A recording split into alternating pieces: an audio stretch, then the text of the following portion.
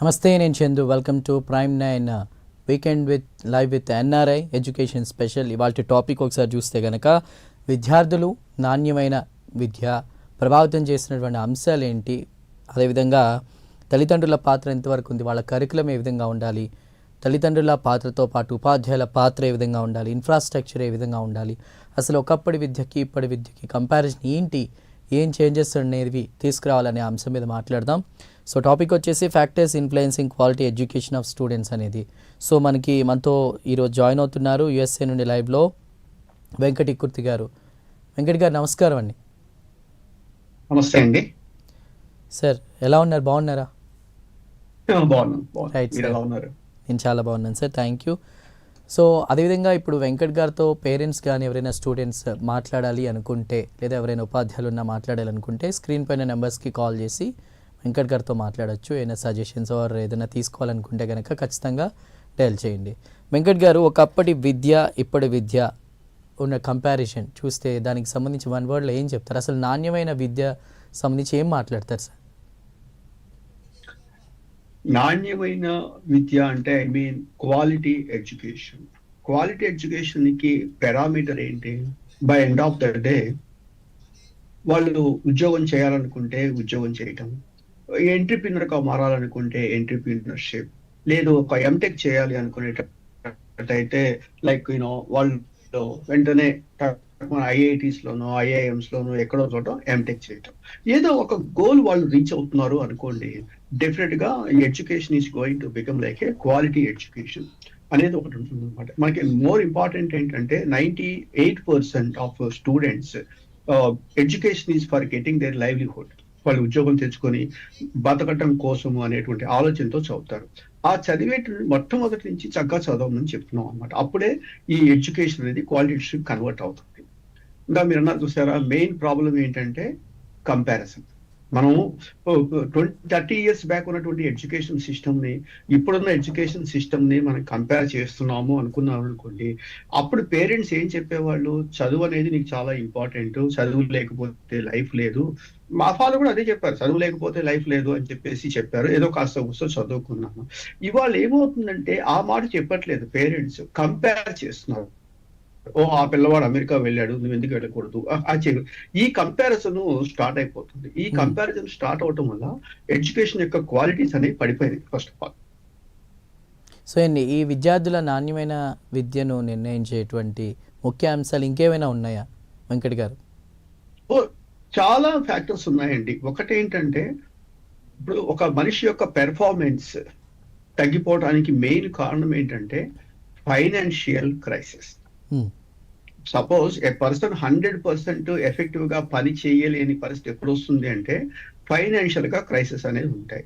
ఇప్పుడు అమెరికా లాంటి దేశంలో నాకు తెలిసినంత వరకు like at least 60 to 70% of kids అంటే పిల్లలు వాళ్ళకి ఇచ్చే పాకెట్ మనీని స్టాక్ మార్కెట్ లోనో ఎక్కడో చోట డబ్బులు ఇన్వెస్ట్ చేసి కాస్త కూర్చో డబ్బు సంపాదించుకుంటారు. ఇక్కడ పిల్లలు ఏం చేస్తారు, ఒక 3,000 రూపాయలు ఖర్చు పెట్టి ఒక సినిమాకి వెళ్తారు. అదే 3,000 రూపాయలు 30 సంవత్సరాల క్రితము ఇన్ఫోసిస్ లో ఇన్వెస్ట్ చేసి ఉంటే ఇప్పుడు మిలియనీర్ అయిపోయేవాళ్ళు. అలా పరిస్థితి. సో కాబట్టి అలాంటి ప్రాబ్లమ్స్ ని ఫస్ట్ వాళ్ళు ఫేస్ చేయకూడదు. అంటే ఫైనాన్షియల్ ఫ్రీడమ్ అనేటువంటిది వాళ్ళకి రావాలి, అది ఫస్ట్. రెండో మోర్ ఇంట్రెస్టింగ్ ఫ్యాక్టర్ ఏంటంటే social media. Social media is like a powerful weapon. ఎంత పవర్ఫుల్ వెపన్ అంటే జస్ట్ లైక్ ఒక కత్తి ఒక మనిషికి ఇచ్చారనుకోండి, వాడు కూరగాయలైనా కోసుకోవచ్చు, లేదా మనుషులైనా చంపవచ్చు. అంత powerful weapon social media. So ఎంతవరకు సోషల్ మీడియాని వాడాలో అంతవరకే వాడుకోవాలి, అంతకు మించి వాడకూడదు. సో సోషల్ మీడియా ఇన్ఫ్లుయెన్స్ చేస్తుంది. అదే విధంగా కొంత సినిమాలు కూడా ఇన్ఫ్లుయెన్స్ చేస్తాయి 100%. ఆ తర్వాత ఏమవుతుంది, లైక్ ఫ్యాకల్టీ కనుక పర్ఫెక్ట్ గా చెప్పలేకపోతే దట్స్ ద బిగ్ ప్రాబ్లం. మనకి ఇంగ్లీష్ లో ఒక సామెత ఉంటుంది, instructions is at the end of the school, education is at the end of the life అని చెప్పేసి. సో ప్రతి నిమిషము మనం నేర్చుకుంటూనే ఉంటాము. బోధించడం అనేది కాలేజీతోనో స్కూల్తోనో అయిపోతుంది, but education is totally different. రెండవది ఏంటంటే కంటిన్యూస్ లెర్నింగ్. వాళ్ళు సొసైటీలో ఉన్నంత వరకు సక్సెస్ అవ్వాలి అంటే కంటిన్యూస్ గా నేర్చుకుంటూనే ఉండాలి. ఎప్పుడైతే మనం నేర్చుకోవటం ఆపేసామో అప్పుడు మన యొక్క గ్రోత్ అనేది తగ్గిపోతుంది. సో నిరంతర దీస్ ఆర్ ఆల్ సాధన. The main factors for challenges for students who facing the present education. Right sir. ఇక రెండో అంశం ఏంటంటే లెర్నింగ్ అవుట్కమ్ విషయానికి వస్తే ఉపాధ్యాయుల ఇన్ఫ్లుయెన్స్ ఏ విధంగా ఉంటుంది విద్యార్థులపై, ఎంతవరకు అవసరం? చాలా ఉంటుందండి. ఉపాధ్యాయుల ఇన్ఫ్లుయెన్స్ ఎంత ఉంటుందంటే, నేను చిన్న ఎగ్జాంపుల్ చెప్తాను. మాకు ఒక ప్రొఫెసర్ ఉండేవాళ్ళు. ఆయన పేరు ఏంటంటే ప్రొఫెసర్ విఎల్ నరసింహ గారు. ఆయన మాకు ఎలా టీచ్ చేసేవాళ్ళు అంటే, ఒక మెజర్ థియరీ అనే ఒక టాపిక్ ఇలా బోర్డు మీద ఇలా రాసేస్తూ ఉండేవాళ్ళు. అది అర్థం కాదు, మన కళ్ళు పనిచేయాలి అనే ఏం చెప్తున్నారో వినాలి. ఈ చేత్తో డస్టర్తో ఇలా చెప్పేస్తారు. అంటే ఆ క్లాస్ లో కూర్చున్నప్పుడు మన కళ్ళు పనిచేయాలి, మన చెవులు పనిచేయాలి, మన చేతులు పనిచేయాలి. ఈ మూడు కంటిన్యూస్ గా పనిచేస్తుంటేనే ఆయన క్లాస్ అర్థమవుతుంది, లేకపోతే అర్థం కాదని. ఆయన రిటైర్ అయిన తర్వాత ఆ పేపర్ తీసేశారు, ఎవరు చెప్పలేక. సో కాబట్టి డెఫినెట్ గా మేము చదువుకున్న రోజుల్లో ఒక మాట చెప్పేవాళ్ళు. ఒక ప్రొఫెసర్ ఒక పాఠం చెప్పేసేసి ఒక 4 or 5 hours చెప్పి మమ్మల్ని క్వశ్చన్ అడిగారు. యాజ్ యూజువల్ కదా, ఎవరు ఏం మాట్లాడలేదు. ఆయన చాక్ పీస్ ఇసిరి అలా పడేసేసి, within few months you are going to get a master's degree in statistics. Try to become a master in a single concept. ఒక చిన్న కాన్సెప్ట్ లో మాస్టర్ అవ్వండి. నాకు ఇప్పటికీ బాగా గుర్తుంటుంది. నేను ఏమైనా క్లాసులు చెప్పాలనుకున్నప్పుడు అది గుర్తుపెట్టుకుంటాను. నేను నాకు పర్ఫెక్ట్ గా తెలిస్తేనే చెప్తాను. అదే విధంగా టీచర్స్ కూడా కంటిన్యూస్ పెట్టుకోవాలి. టీచర్స్ చూసి మోటివేట్ అయ్యేటువంటిది ఫస్ట్ అండి, వెరీ వెరీ ఇంపార్టెంట్. టీచర్ కనుక రాంగ్ డైరెక్షన్ లో ఇచ్చారు అంటే స్టూడెంట్స్ రాంగ్ గానే ఖచ్చితంగా ఉంటారు. అందుకని నేను చాలా సందర్భాల్లో చెప్తాను, select right Guru first. If you are at right guru, you never did anything wrong. If you are not at right guru, whatever you are doing is wrong. So కాబట్టి మంచి ఇన్స్టిట్యూట్, మంచి టీచర్ ఆర్ ప్రొఫెసర్ సెలెక్ట్ చేసుకోండి. వాళ్ళ దగ్గర నేర్చుకోండి subject. అప్పుడు వాళ్ళకి clarity వచ్చేస్తుంది అనమాట. సార్, మనం ఫ్యాక్ట్ మాట్లాడుకోవాలి ఖచ్చితంగా. ఈ రోజుల్లో టెక్నాలజీ ఇంత డెవలప్ అవుతున్నా చాలామంది మనం చూడొచ్చు, బీటెక్ వాళ్ళు కావచ్చు, విద్యార్థులు చాలామంది వాళ్ళు బ్యాక్లాగ్స్ అలా మిగిలిపోయి జాబ్స్ రాక వేరే వేరే పనులు చేసుకుంటా ఇండియాలో, ఇతర కంట్రీస్లో. సో అంటే టీచింగ్ ఆస్పెక్ట్లో గురువులు మీరు చదువుకున్నప్పుడు అప్పుడున్నట్టు గురువులకి ఇప్పటికి ఉన్న డిఫరెన్సెస్ ఏంటి? ఇదే కంటిన్యూగా క్లాసెస్ చెప్పేస్తూ పిల్లల్ని ఒక ఎగ్జాంపుల్స్ ఇచ్చేవారు, లైవ్ ఎగ్జాంపుల్స్ ఇచ్చేవారు, ఎన్నో మోరల్ స్టోరీస్, ఎథిక్ వాల్యూస్తో ఉన్నటువంటి ఎడ్యుకేషన్ ఉండేది. సో అది ఇప్పుడు ఖచ్చితంగా అవసరం. ఎందుకంటే మనం చాలా సూసైడ్స్ కూడా చూస్తున్నాం ఈ మధ్యకాలంలో. సో ఒక చేంజ్ రావాలంటే ఖచ్చితంగా అలాంటి టీచింగ్ అనేది కంపల్సరీ చేయాలా? తప్పదండి. ఇప్పుడు హైబ్రిడ్ మోడల్లోకి వెళ్ళిపోవాలండి. ప్రాబ్లం ఏంటంటే, హైబ్రిడ్ అంటే ఇప్పుడు suppose for example we are in industry side, మేము ఇండస్ట్రీలో ఉన్నాము. టీచింగ్ కాలేజెస్ ఉంటాయి. మొత్తం కాలేజెస్ వల్ల సక్సెస్ రాదు, మొత్తం మా వల్ల సక్సెస్ రాదు. కలవాలి అంటే టీచింగ్ అండ్ ఇండస్ట్రీ కలిసి పనిచేయాలి. అప్పుడు ఏమవుతుందంటే, we need to reduce A gap between industry and education. ఇండస్ట్రీకి ఎడ్యుకేషన్ ఉన్న గ్యాప్ ని మనం తగ్గించాలి. ప్రపంచం మొత్తం మీద గ్యాప్ అనేది ఉంటుంది, కాకపోతే అమెరికా లాంటి దేశంలో గ్యాప్ అనేది తక్కువ ఉంటుంది, ఇక్కడేమో గ్యాప్ అనేది చాలా ఎక్కువ ఉంటుంది. That's only the difference, other than that nothing. So కాబట్టి ఏంటంటే, ఈ స్టూడెంట్స్ ని వాళ్ళకి మనం ఏం చెప్పాలంటే, వాళ్ళు ఏం అవ్వాలనుకుంటున్నారో వాళ్ళకి ఫ్రీడమ్ ఇచ్చేసేయాలి. ఇచ్చినప్పుడు మనకు ఒక క్లారిటీ వస్తుంది. రెండవది ఏమిటి అంటే, ఇవాళ ఇంటర్మీడియట్ లో for example d/dx of u/v అని ఒక ఫార్ములా ఉందనుకోండి. వాళ్ళు నాకు తెలిసిన వరకు ఇంటర్మీడియట్ లో కనీసం 10,000 సార్లు చేస్తారు ఆ ఫార్ములాని. ఇవాళ మనం వెళ్ళి వాళ్ళని ఆ ఫార్ములా ఒకటి చెప్పండి అన్నాం అనుకోండి, 90% పిల్లలు చెప్పలేరు. ఒకవేళ చెప్పినా కూడా యూ ఇంటూ సంథింగ్ చెప్తారు. అలా చెప్పకూడదు. మన terminologies different across the globe. Learn locally, expose globally. అప్పుడు ఏం చెప్పాలి? Denominator into derivative of numerator minus numerator into derivative of denominator divided by denominator whole square, something like that. అలా చెప్పగలగాలి. ఎందుకంటే ఎక్స్పోజ్ గ్లోబల్లీ అన్న పదం నేను క్లియర్ గా చెప్తున్నాను. ఇప్పుడు సపోజ్ బాయిల్స్ లో అన్నాం అనుకోండి, PV is equal to constant అంటారు. PV is equal to constant అంటే పివి అంటే పివినెస్ లో కాదండి. అక్కడ ఏం చెప్పాలి వాళ్ళు? Pressure is always inversely proportional to volume provided temperature remains constant అని చెప్పాలి. ఇలా చెప్పాలి అంటే ఫస్ట్ ఆఫ్ ఆల్ వాళ్ళకి కొంత ఎడ్యుకేట్ చేయాలి. అసలు ఇంటర్వ్యూలో ఎలా మాట్లాడాలి, మనం ఎలా ఉండాలి, మన ఎలా యొక్క బాడీ లాంగ్వేజ్ ఎట్లా ఉండాలి, ఇవన్నీ కూడా చెప్పాలి. వాళ్ళకి సక్సెస్ అనేటువంటి ఒక పదము రావాలి అంటే ఫస్ట్ ఆఫ్ ఆల్ ఈ ప్రాబ్లమ్స్ ని వాళ్ళు ఓవర్కమ్ చేయాలి. ప్రాబ్లమ్స్ ని ఓవర్కమ్ చేయాలంటే ఫస్ట్ ప్రాబ్లమ్ ని ఐడెంటిఫై చేయాలి. ఇప్పుడు స్టూడెంట్స్ కు ఉన్నటువంటి ఛాలెంజెస్ ఏంటి అంటే ఫైనాన్షియల్ క్రైసిస్ నుంచి బయటకు రావాలి. ఫస్ట్ స్టెప్ ఈజ్ అంటే దాన్ని కొంచెం తగ్గించుకోవాలి. రెండవది లైక్ ఈ సోషల్ మీడియా నెట్వర్కింగ్ మినిమైజ్ చేసుకోవాలి. వాడొద్దని నేను చెప్పట్లేదు, మినిమైజ్ చేసుకోవాలి. కాలేజ్ ఎగ్గొట్టి సినిమాలు చుట్టం మానేయాలి.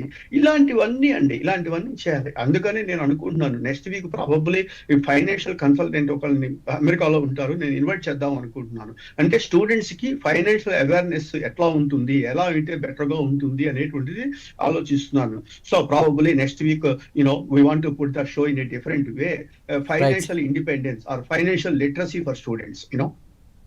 తప్పకుండా సార్. అలానే క్వాలిటీ ఎడ్యుకేషన్కి కరికులం యొక్క ప్రభావం ఏ విధంగా ఉంటుంది, దాని గురించి ఏం చెప్తారు? కరికులం గురించి ఎలా ఉంటుందంటే ఇప్పుడు సపోజ్ ఒక యూనివర్సిటీ ఉన్నదండి. ఒక యూనివర్సిటీలో ఒక సిలబస్ మార్చాలి అంటే ఎంత కష్టమో అంత కష్టం ఉంటుంది. నాకు తెలిసి ఒక పెద్ద ఆయన, చాలా పెద్ద ఆయన, వాళ్ళ అమ్మాయిని మా దగ్గర ఒక ట్రైనింగ్ చేర్పించడానికి వచ్చారు. వచ్చిన తర్వాత నేను టీచింగ్ లో ఉన్నాను కాబట్టి మా ఇద్దరికి కామన్ ఫ్రెండ్స్ చాలా మంది ఉన్నారు. ఆయన చెప్పారు నాకు 30 years ఆఫ్ ఎక్స్పీరియన్స్ ఉంది సార్ ఈ ఏరియాలో అని చెప్పారు. నేను పేరు చెప్పట్లేదు. నేను నవ్వుతూ అడిగాను, మాస్టారు మీకు 1 year of experience repeated with 30 years లేకపోతే 30 years ఆఫ్ ఎక్స్పీరియన్స్ ఉందా అని అడిగారు. అడిగితే ఆయన 2 నిమిషాలు ఆలోచించి వెంకట్ గారు మీరు చెప్పింది కరెక్ట్, నాకు 1 year of experience repeated with 30 years అన్నారు. అంటే అర్థం ఏంటి, 30 సంవత్సరాల నుంచి సిలబస్ మారలేదు. అదే మీరు డీమ్డ్ యూనివర్సిటీస్కి వెళ్ళారనుకోండి, అదే అటానమస్ కాలేజెస్కి వెళ్ళారనుకోండి, అదే విధంగా ప్రైవేట్కి వెళ్ళారనుకోండి, ఇండస్ట్రీకి తగ్గట్టుగా సిలబస్ ని మార్చేస్తారు. సో కరికులం అందుకని చూడండి, మీరు ప్లేస్మెంట్ చూసినట్లయితే గవర్నమెంట్ యూనివర్సిటీస్ కి ఈ డీమ్డ్ యూనివర్సిటీస్ కి వీటికి ఎందుకు ఉంటుంది, వాళ్ళు కరికులం ని ఇండస్ట్రీకి తగ్గట్టుగా మార్చేస్తుంటారు. So curriculum is also very very very important for students success. అదేవిధంగా ఆధునిక సాంకేతికత మనం మాట్లాడుకుంటున్నాం, వేడేస్ టెక్నాలజీ అదంతా కూడా అసలు ప్రజెంట్ ఉన్న విద్యారంగాన్ని ఏ విధంగా ఎఫెక్ట్ చేస్తుంది లేదా మారుస్తుంది అనుకోవచ్చు వెంకట్ గారు? కరెక్ట్ గా అండి. ఇంతకు ముందు మనం చెప్పేవాళ్ళు బిఫోర్ క్రిస్ట్, అది బీసీ అండ్ ఏడి అని చెప్పేవాళ్ళు, after death of Christ and before Christ అని చెప్పేవాళ్ళు. ఇవాళ మనం ఏం మాట్లాడుకోవాలంటే కరోనాకి ముందు, కరోనాకి తర్వాత. కరోనాకి తర్వాత ఏమైపోయింది, హోల్ సిస్టమ్స్ మొత్తం మారిపోయినాయి. Everything is like online classes అయిపోయినాయి. ఆన్లైన్ లో ట్రైనింగ్ తీసుకుంటున్నారు, కాలేజీకి వెళ్ళకుండా అన్ని చేసేస్తున్నారు. కానీ ఎక్కడ ప్రాబ్లం ఉంది, ఆన్లైన్ లో వాళ్ళు క్లాసులు వింటున్నారా? ఫస్ట్ క్వశ్చన్ ఇస్ ఆన్లైన్ లో వాళ్ళు పర్ఫెక్ట్ గా ఎగ్జామ్స్ రాస్తున్నారా? ఇక్కడ ప్రాబ్లం ఒకటేనండి, వాల్యూస్ అనేటువంటిది మోర్ అండ్ మోర్ ఇంపార్టెంట్. నా పరీక్ష నేనే రాయాలి, నా పరీక్ష నేనే కష్టపడి చేయాలి అనేటువంటి భావన వాళ్ళలోకి రావాలి. ప్రతి స్టూడెంట్ ఈ రోజు ఏం చేస్తున్నాడు అంటే షార్ట్ కట్ కి వెళ్ళిపోయాడు, ఈజీ మనీకి వెళ్ళిపోతున్నారు, షార్ట్ కట్ కి వెళ్ళిపోతున్నారు. షార్ట్ కట్ కి వెళ్ళకూడదు. సక్సెస్ రావాలంటే there is no shortcut. Olden days లో we are called as hard work is required అంటాము. nowadays we want to go with smart work కావాల్సిందే. అలా స్మార్ట్ వర్క్ అయితే ఎవరు చేస్తారో వాళ్ళు సక్సెస్ తీసుకుంటారు. అలా ఇంకోటి గుర్తుపెట్టుకోండి, సక్సెస్ ఇచ్చినటువంటి ఆనందాన్ని ప్రపంచంలో ఏ వ్యసనం ఇవ్వదు. Enjoy the success. అసలు సక్సెస్ అంటే తెలియట్లేదు కదా వాళ్ళకి. సినిమాకి వెళ్తే సక్సెస్ అనుకుంటున్నారు, లేకపోతే కాలేజ్ ఎగ్గొడితే సక్సెస్ అనుకుంటున్నారు. అది కుదరదు. ఖచ్చితంగా వాళ్ళు ఇప్పుడు ఇందాక ఒక ఫామ్ లో చెప్పాను, నా ముందు ఒక పేపర్ లేదు, పెన్ను లేదు, కనీసం ఒక 100 డెఫినేషన్స్ నేను టక్ చెప్పగలుగుతాను. నేను వాళ్ళని ఒక్క డెఫినేషన్ చెప్పానని చూద్దాం. చెప్పట్లేదు. ఎందుకు చెప్పట్లేదు అంటే మార్క్స్ చూడండి, 100కి 100, 10 out of 10 వస్తున్నాయి, కానీ చిన్న ప్రాబ్లం ఇస్తాయి, వాళ్ళు చేయలేకపోతున్నారు. అంటే అర్థం ఏంటంటే థియరీకి ప్రాక్టికల్ కి చాలా గ్యాప్ పెరిగిపోతుంది. ఆ పెరగటం వల్ల వచ్చేటువంటి కాన్సెప్చువల్ లెర్నింగ్ అనేది మిస్ అవుతుంది అంటారు. ఒకప్పుడు ఏం నేర్చుకుంటున్నామో కొంత నేర్చుకునేది ఏం నేర్చుకుంటున్నామో తెలిసేది. ఇప్పుడు మార్క్స్ కోసమే చదువుతున్నారు తప్ప ఏం చదువుతున్నాం కూడా విద్యార్థులకు ఒక అవగాహన లేదంటున్నారు. అయితే సార్, ఇప్పుడు తల్లిదండ్రుల పాత్ర ఏ విధంగా చూడాలి? ఈ క్వాలిటీ ఎడ్యుకేషన్, నాణ్యమైన విద్యలో తల్లిదండ్రుల పాత్ర ఎంతవరకు కీలకం? తల్లిదండ్రుల పాత్ర కీలకమేనండి. కాకపోతే ఇప్పుడు మన దేశం more like agricultural based country కదా. అవును. ఇండిట్లో ఏమవుతుంది, అగ్రికల్చరల్ వాళ్ళ పేరెంట్స్, వ్యవసాయం చేసే పేరెంట్స్ వీటి గురించి పాపం వాళ్ళకి తెలియదు. వాళ్ళు చేయగలిగింది ఏంటి, మా పిల్లలు కూడా మాకులాగా కష్టపడకూడదు అనేటువంటి ఒకే ఒక ఆలోచనతో వాళ్ళు కాలేజీలకి ఎంతైనా ఫీజు కట్టి పంపిస్తారు. సో వాళ్ళు అంతవరకే వాళ్ళు చేస్తారు. As a parent there responsibility is only that much. కాకపోతే వాళ్ళని మార్చాల్సింది మాత్రం ఖచ్చితంగా ప్రొఫెసర్స్, వాళ్ళకి టీచ్ చేసేటువంటి ప్రొఫెసర్స్. నెక్స్ట్ పోతే ఇప్పుడు మీడియా, ఇప్పుడు మనం చేస్తున్నాము ఆల్మోస్ట్ 10 weeks నుంచి మనం ఈ షో చేస్తున్నాము. It's a good response. Lot of people call me and మీరు బాగా చెప్తున్నారు సార్, కరెక్ట్ గా ఇవన్నీ ఉన్నాయని చెప్తున్నారు. సో ఇవి రెండు, వాళ్ళకి ముందు నేర్చుకోవాలి అనే ఒక అంబిషన్ వాళ్ళలో ఉన్నది అనుకోండి, అప్పుడు వాళ్ళు మీ దగ్గరకు, నా దగ్గరకో, ప్రొఫెసర్స్ దగ్గరకో ఎవరో ఒకటికి వెళ్తారు. సో వాళ్ళు నేర్చుకోవాలనే అంబిషన్ ని మనం కలిగిస్తేనే ఈ సమస్యకి పరిష్కారం. వెంకట్ గారు, నేను ఒక చిన్న ఎగ్జాంపుల్ తీసుకుంటున్నాను. నేను చదువుకునేప్పుడు మా ఫాదర్ కూడా మనకి ఎడ్యుకేషనే ఒక ఆయుధం, మనకున్నది అదే, మనల్ని హైకి తీసుకెళ్లేది అదే అని చెప్పారు. అట్లనే పేరెంట్స్ చదువుకున్నా చదువుకోపోయినా ఒక ఐఏఎస్ ఆఫీసర్ చెప్పిన మాట గుర్తొస్తుంది. 777 అనే ఫార్ములా, ఉదయం, మధ్యాహ్నం, సాయంత్రం పేరెంట్స్ ఖచ్చితంగా పిల్లలతో టైం స్పెండ్ చేయాల్సిన అవసరం ఉందా? వాళ్ళతో మాట్లాడాలి, ఏం చేస్తున్నావు, ఎలా చదువుతున్నావు, బాగా నేర్చుకుంటున్నావు లేదా అని టైం స్పెండ్ చేయాల్సిన ఆ బాండింగ్ అనేది కూడా ఇంపార్టెంటా ఇక్కడ? వాళ్ళు పేరెంట్స్ చదువుకున్నా చదువుకొని వాళ్ళు కాకపోయినా కొంత ఏజ్ వరకు ఆ బాండింగ్ ఈజ్ రిక్వైర్డ్ అండి. రైలు పట్టాలకి ఎక్కించేంత వరకు మనం వర్క్ చేయాలి. రైలు పట్టాలకి ఎక్కిన తర్వాత ఎటైనా లాకెళ్ళిపోవచ్చు, ఇబ్బంది లేదు. సో సర్టన్ ఏజ్ వరకు yes, absolutely is required. Continuous monitoring is required. ఆ ఏజ్ దాటిన తర్వాత అఫ్ కోర్స్ అలా ఉంటాయి అనుకోండి, అది different. But absolutely your right, 100% yes, ఖచ్చితంగా బాండింగ్ మెయింటైన్ చేయాల్సిందే. అదేవిధంగా ఇప్పుడు తల్లిదండ్రుల విషయం మాట్లాడుకున్నాం సార్. ఒకప్పుడు నిజంగా ఇంత టెక్నాలజీ కానీ ఏదైనా చదువుకోవాలన్నా బుక్స్ లైబ్రరీకి వెళ్ళి తెచ్చుకోవాలి. ఇప్పుడు చేతిలోనే ప్రపంచం ఉంది, మొబైల్ ఫోన్స్ అన్నీ వచ్చాయి. సో ఇంత టెక్నాలజీ వచ్చి ఏదైనా ఒక టాపిక్ తెలియపోయినా మనం నేర్చుకునేటువంటి అవకాశం ఉన్నా విద్యార్థులు చదవడానికి, రాయడానికి లేదా కేవలం ర్యాంకులకే పరిమితం అవుతా, ఎందుకు కాన్సెప్చువల్ లెర్నింగ్, ఒక క్వాలిటీ ఎడ్యుకేషన్ నేర్చుకోలేకపోతున్నారు? కారణాలు ఏమై ఉంటాయి?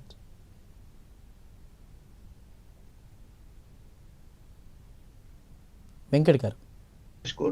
బట్టి కొట్టేస్తున్నారు. బట్టి కొట్టేస్తున్నారు. That's the first step. రెండోది ఏమిటంటే, ఇప్పుడు మనం చదువుకున్న రోజుల్లో almost 20-25-30 years back, first class మన 10th రిజల్ట్స్ చూసాము అనుకోండి, ఫస్ట్ క్లాస్ ఎన్ని ఉంటాయి, మాక్సిమం ఒక 10 నెంబర్లు ఉంటాయి. సెకండ్ క్లాస్ ఒక 50 నెంబర్లు ఉంటాయి. థర్డ్ క్లాస్ అనేది చాలా నెంబర్స్ ఉంటాయి. ఇప్పుడు ఏమైపోయింది, రివర్స్ అయిపోయింది.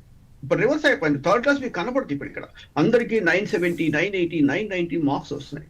కానీ ఏమైంది, మార్క్స్ మాత్రమే వస్తున్నాయి, వాళ్ళకి సబ్జెక్ట్ రావట్లేదు. అందుకనే మనం ఏంటంటే ఎప్పుడైనా మాట్లాడుకునేటప్పుడు ఏఎస్కే అని చెప్తాం. ఆస్క్ అనే పదం గుర్తుపెట్టుకోండి. A represents attitude, S represents skills, and K represents knowledge. So knowledge అనేటువంటిది కాలేజ్ దగ్గర వస్తుంది. స్కిల్స్ మాలాంటి వాళ్ళ దగ్గరకు వస్తే నేర్పిస్తారు స్కిల్స్.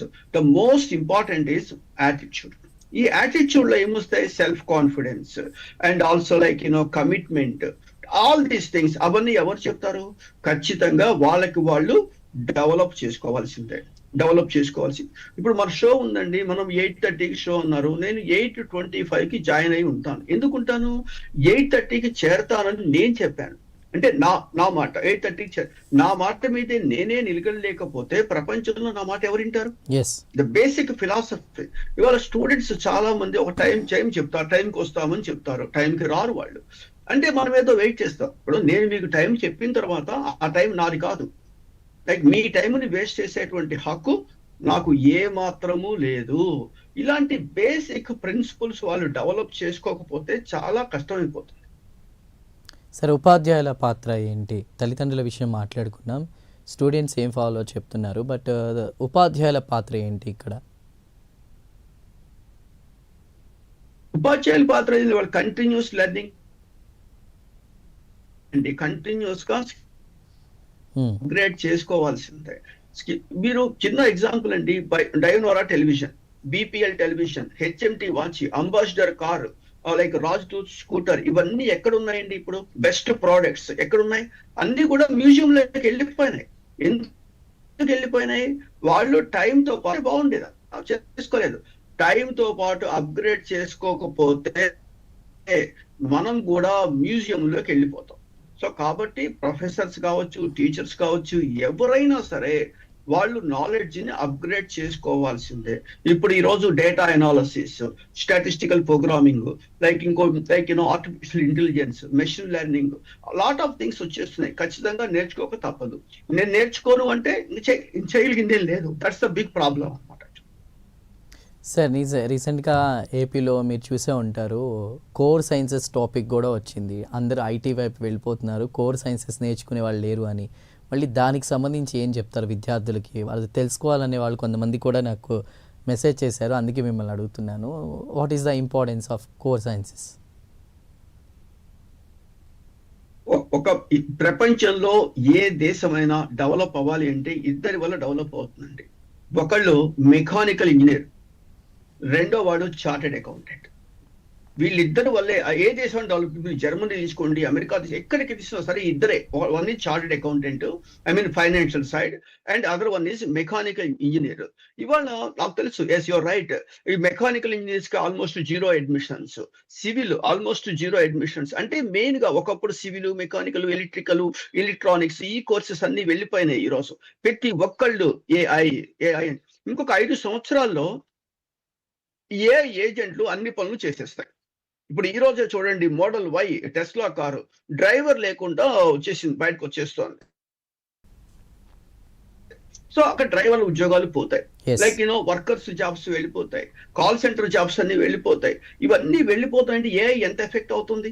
ఆ రోజు ఖచ్చితంగా మనకి చిన్న చిన్న ఎలక్ట్రీషియన్స్ ఫిక్స్ చేసే వాళ్ళు కావాల్సి వస్తారు, డెఫినెట్ గా కావాల్సి వస్తారు. సో కాబట్టి ఏంటంటే కోర్ సబ్జెక్ట్, ఇప్పుడు మనం ఇక్కడ కూర్చున్నామంటే ఈ బల్ల గట్టిగా స్ట్రాంగ్ గా ఉంటేనే మనం పైన కూర్చుంటాం. అసలు కోర్ సబ్జెక్ట్స్, కోర్ నాలెడ్జ్ తెలుసుకోకుండా మనం ఎలా ముందుకు వెళ్తాం అనేటువంటిది జనాలకు అర్థం కావాలి. నేనైతే స్ట్రాంగ్ గా చెప్తాను, mechanical are CA is the best courses.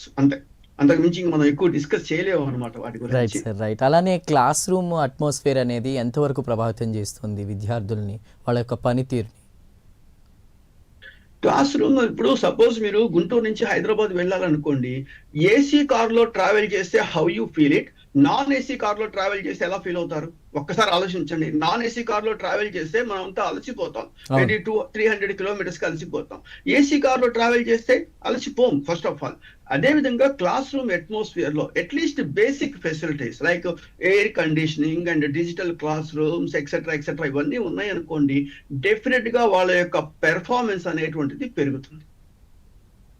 Right sir, ఖచ్చితంగా. అలానే సామాజిక ఆర్థిక పరిస్థితుల గురించి కూడా స్టార్టింగే మీరు చెప్పారు, ఫైనాన్షియల్ ఆస్పెక్ట్లో చూడాలి అది ఇది అనేది. సో మరి అది చదువుపై ఏ విధంగా ప్రభావితం చేస్తా అనేది ఒక్కసారి చెప్తారా సార్? ఖచ్చితంగా అండి. చదువు మీద ఫైనాన్షియల్ అనేటువంటిది ఖచ్చితంగా ప్లే చేస్తుందండి, 100%. దానికి ఏం చేయాలంటే స్టూడెంట్స్ ఫైనాన్షియల్ నాలెడ్జ్ తెలుసుకోవాలి. ఫైనాన్షియల్ నాలెడ్జ్ అంటే అర్థం ఏంటి? వాళ్ళు ఎక్కడ చదువుకుంటూ ఎక్కడ చేస్తారు, వాళ్ళకు వచ్చే పాకెట్ మనీని ఇన్వెస్ట్ చేసుకోవాలి. ఎక్కడ ఇన్వెస్ట్ చేసుకోవాలి? ఏదో కనపడిన స్టాక్ లో ఇన్వెస్ట్ చేసామనుకోండి, డబ్బులు పోయే అవకాశం ఉంటుంది. ఒక రైట్ ఏరియాలో పెట్టుకోవాలి, అంటే రిస్క్ తగ్గించుకోవాలి. అప్పుడు బాగా అనుకోండి, కొంచెం డబ్బులు వచ్చేస్తాయి, ఇది వాళ్ళ ఇన్కమ్ అది. అలా చేయగలిగితే, అందుకని అనమాట నెక్స్ట్ వీక్ నేను వేరే వాళ్ళని ఇన్వైట్ చేస్తాను. How they want to invest, how they want to get this knowledge అనేది చాలా ఇంపార్టెంట్. అది డెఫినెట్ గా అండి 100% ఫైనాన్షియల్ ఫ్రీడమ్ అనేటువంటిది మాత్రం ఉండాలి. ఉంటేనే వాళ్ళు 100% ఎఫెక్టివ్ గా పనిచేయగలుగుతారు. రైట్ వెంకట్ గారు, థ్యాంక్ యూ అండి. జాయిన్ అయ్యి మాకు చాలా విషయాలు చెప్పారు. నిజంగా ఛానల్ చూస్తున్న విద్యార్థులకి, తల్లిదండ్రులకి, ఉపాధ్యాయులకు కూడా చాలామందికి కూడా చాలా రకాల డౌట్స్ క్లియర్ అయి ఉంటాయని అనుకుంటున్నాను. వెంకట్ గారు, once again thank you so much. So thanks very much. Right Venkat గారు. సో వీటన్నిటితో పాటు వెంకట్ గారు ఏవైతే చెప్పారో వాటన్ని విషయాలతో పాటు మానసిక ఆరోగ్యం కూడా విద్యార్థులకి ఎంతో అవసరం. ఖచ్చితంగా తల్లిదండ్రులు, ఉపాధ్యాయులు కూడా కొంత కేర్ తీసుకోవాల్సిన అవసరం ఉంది. ఇది వాళ్ళ weekend with NRI education special live. Keep watching Prime Nine news.